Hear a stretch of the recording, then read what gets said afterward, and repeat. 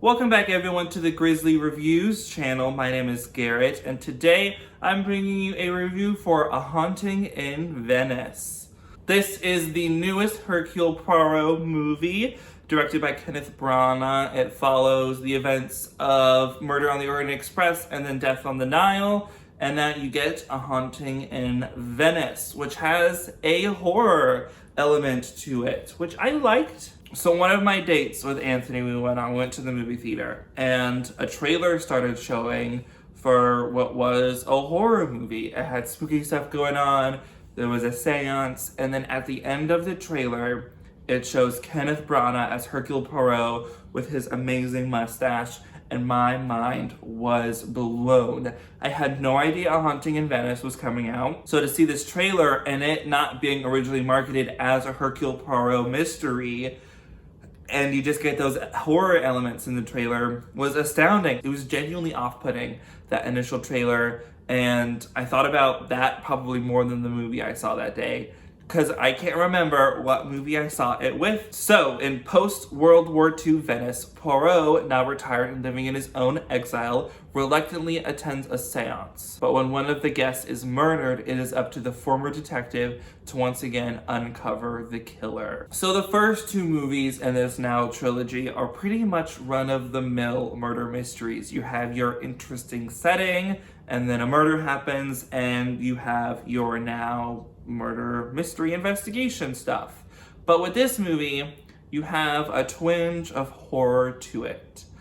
And personally, I felt like the horror could have gone a little bit more. The seance scene was really good. That was genuinely terrifying and off-putting. Michelle Yeoh, amazing stuff for that scene. Really, in general, Michelle Yeoh did a great job in this movie. But I just wish it was kind of a little bit scarier. Let there be some danger to the horror and not just things that happen that don't have any cause. I mean, the reveal of what's happening in this movie makes sense as to why those scares aren't dangerous, but I just would have liked a bit more tension in the horror scenes because they weren't really working for me. Did it add a nice flair to this movie? Yes. I loved the aesthetic of a post-World War II Halloween.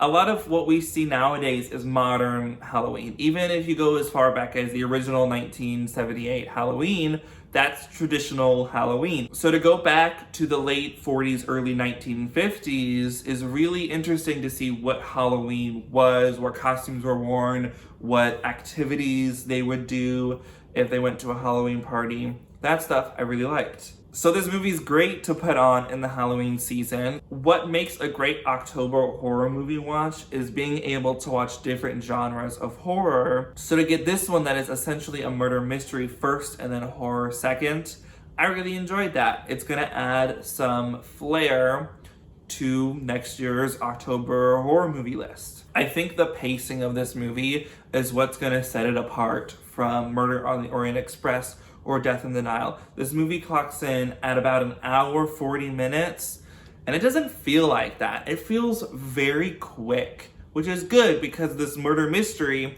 has some pace to it. It's not slow, kind of like Death on the Nile was, that took a long time to actually get to the murder. This movie takes a bit of time, but the stuff leading to that point is what's genuinely scary in this movie to me. I think everything that happens after the seance, it wasn't scary. But horror aside, I know I'm a horror reviewer. I'm gonna get into the murder mystery part. I think it's a really good mystery. The interesting parts of all the characters really intersect at a great way with what happens in the past before this movie's events start taking place. The film is just acted perfectly. I think this is one of Tina Fey's best performances of all time. It's comedic, but you're getting a period piece essentially from her being this American with the accent that she's doing. She's very like Pippi, if that's the right way to describe her. I am the smartest person I ever met and I can't figure it out, so I came to the second. She's a good opposite to Poirot, who's very stern, direct. He's very to the point. And she is, but it's more in a humorous way that makes you like her. Great stuff from her. Tina Fey really good job in this movie. I enjoyed you a lot. But Kenneth Branagh, our Hercule Poirot and director of this movie. Poirot is a really interesting character. I kind of wish these movies had more to do with him than the people around him. Hercule Poirot is a very interesting character to me because he doesn't really grow in these movies. I would say this movie maybe has the most growth for him, but it's kind of just getting it back to how it was before, if that makes sense without spoiling anything. So you're kind of just at where he was previously. There wasn't like a really interesting new direction they took Poirot in this movie. So for that, it's kind of